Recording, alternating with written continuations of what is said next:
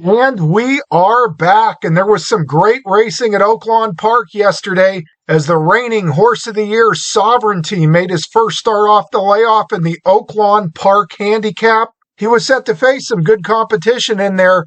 The comebacking Journalism, who was last year's Preakness winner, and former Breeders' Cup Classic winner White Abarrio was making his second start of the year for the red-hot Safi Joseph and Arad Ortiz. You see Sovereignty's form going into the race here. He was off since the Travers on August 23rd. That's a 238-day layoff by my math. Trainer Bill Mott, not a trainer that cranks them up. You see his trainer statistics here.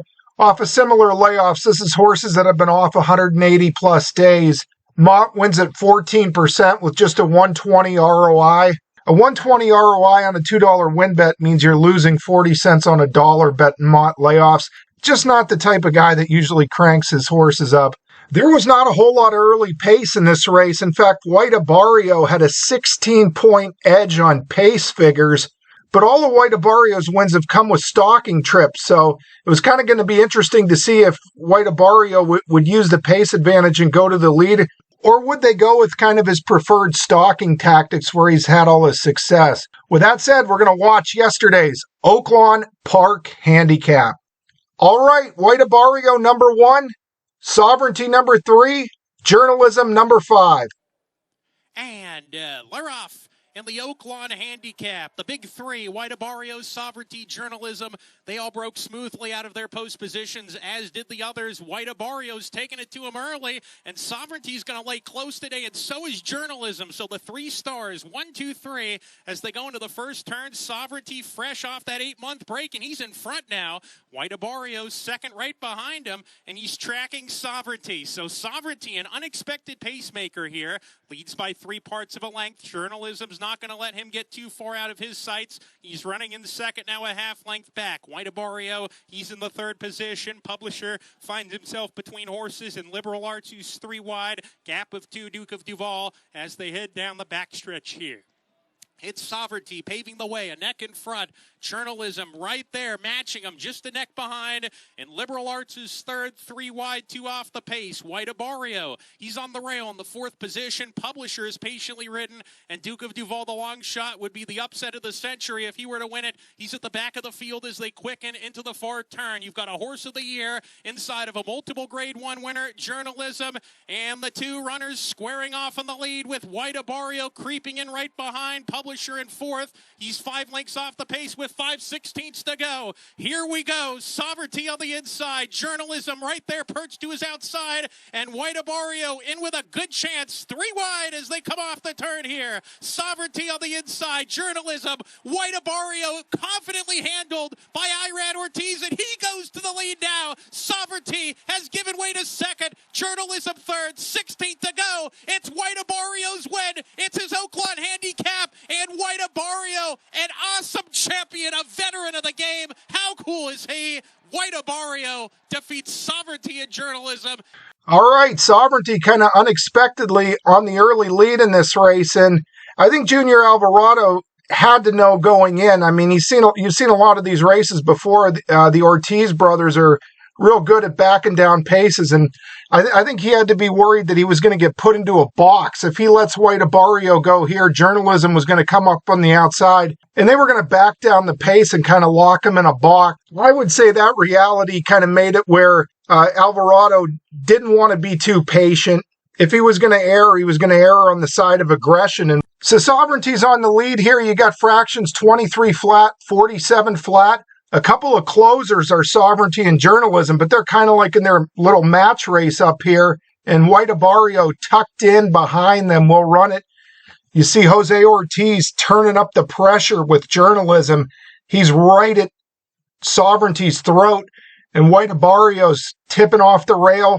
Going to come with a strong run. So Journalism and Sovereignty both off layoff. Sovereignty off a longer layoff. They're in a fight here. White Abarrio gets the run, swings out 3 wide, and has plenty more through the stretch run. Now, this was White Abarrio's second start of the year. So this is what Sovereignty's form looks like right now, up to date after the Oaklawn Park Handicap. You see him basically head and head throughout at every call before finishing second by 2 lengths. First by a head, first by a head, first by a head, first by a head, second by 2. Obviously, in his prior races, he was either stalking or closing. Actually came from 16th in the Kentucky Derby. In the Travers, he was positioned 5th and 4th early, but that was only a 5-horse field. So last by 2, second to last by 2, was kind of close in the Jim Dandy in a shorter field. I thought Sovereignty ran well enough off the layoff there. 90 cents on a dollar he was for this race.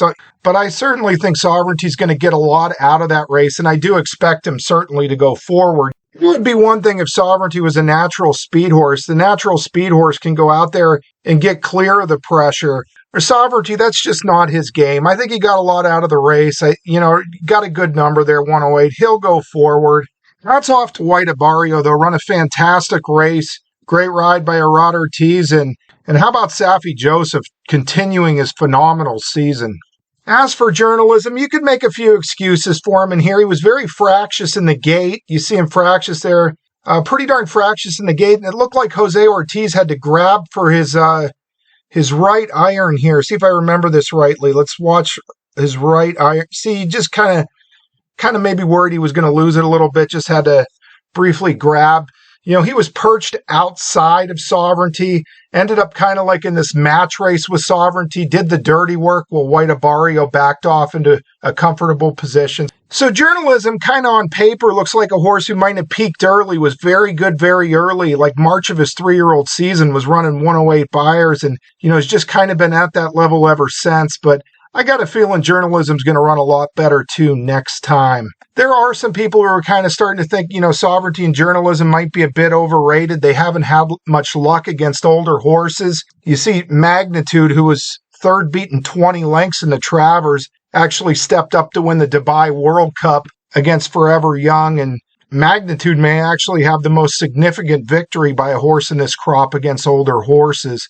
But trust me, Mott is not the guy to get a layoff horse all cranked up. Sovereignty's going to be just fine. He will go forward off this race. I actually liked what I saw this race. Certainly didn't bet him. And with that great matchup at Oaklawn Park yesterday out of the way, how about the performance by Burnham Square in the Grade 2 Elhorn Stakes? 1.5 miles on the turf at Keeneland, Grade 2 Elkhorn. Watch number 6, Burnham Square. Longs at 116.01 midpoint of the backstretch. Utah Beach and Navy Seal. Grand Sonata to the inside. Tawny Port is moving wide to the far turn, but starts moving into contention outside of Fleetfoot, who's between horses, still in 5th. Freedom's Way going to have to go about 5 wide. On the turn, tries to pick up the leaders. Burnham Square is still some 6 lengths from the front as they move down the far side of the course. Utah Beach, Navy Seal. Tawny Port is still in 3rd. Freedom's Way is a wide 4th. Grand Sonata 5th. Burnham Square 6th on the outside. Just over a quarter mile to go. They turn for home. Utah Beach leading. Navy Seal off the far turn. Freedom's Way and Tawny Port. Burnham Square